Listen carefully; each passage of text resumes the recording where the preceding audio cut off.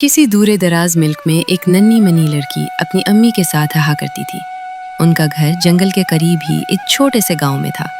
इस लड़की का नाम शुमाइला था, लेकिन गांव के तमाम लोग उसको शुमाइला लाल टोपी वाली कहा करते थे, क्योंकि वो हर वक्त लाल रंग की टोपी पहने रहती थी। एक रोज शुमाइला सुबह सोकर उठी तो उसकी अम्मी ने कहा, अम्मा कुछ बीमार है, मैं एक जरूरी काम की वजह से आज उन्हें मिलने नहीं जा सकती, और ये फलों की टोकरी भी उनको दे देना। ऐसा करो, तुम जाकर अपनी नानी अम्मा की खैरियत दरियाफ्त कराओ, और इस टोकरी में मैंने इनके लिए कुछ फल रख दिए हैं, ये उनको दे आओ। फलों की टोकरी लेकर जाने लगी तो उसकी अम्मी ने आवाज देकर कहा, शमाइला, देखो बेटी, रास्ते में किसी अजनबी से कोई बात ना करना। जी अच्छा अम्मी।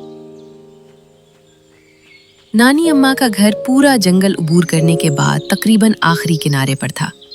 शुमाइला लाल टोपी वाली उछलती कूदती अपने आप में मगन जा रही थी कि एक भेड़िए ने उसका रास्ता रोक लिया और पूछा, और तुम्हारी इस टोकरी में क्या है? मेरी नानी अम्मा बीमार है, मैं उनकी तीमारदारी के लिए जा रही हूँ।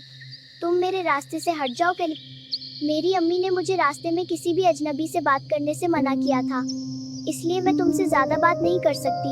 मुझे बस अपनी नानी अम्मा के घर जाना है बरे। ठीक है, तुम जा सकती हो, लेकिन मेरा ख्याल है अगर तुम नानी अम्मा के लिए इन जंगली फूलों का एक गुलदस्ता बनाकर ले जाओ तो वो बहुत खुश होंगी। शुमाइला को ये तजवीज पसंद आई और वो जंगली फूल तोड़ने लगी। भेड़िया भागम भाग नानी अम्मा के दरवाजे पर पहुंचा और दरवाजे पर हल्की सी दस्तक दी।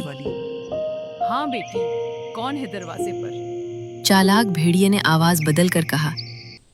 भेड़िए ने दरवाजा खोला और एक ही जस्त में नानी अम्मा की चारपाई के करीब जा खड़ा हुआ और पलक झपकते में नानी अम्मा को निगल गया। अब उसने नानी अम्मा के कपड़े पहने और उनका कंबल ओढ़कर बिस्तर पर लेट गया। कुछ देर गुजरी थी कि शुमाइला वहां आ मुझे पहुंची। अम्मी जान ने आपकी खैरियत दरियाफ्त करने भेजा है, और इस टोकरी में उन्होंने आपके लिए कुछ फल भेजे हैं। बेटी, जरा करीब आ जाओ।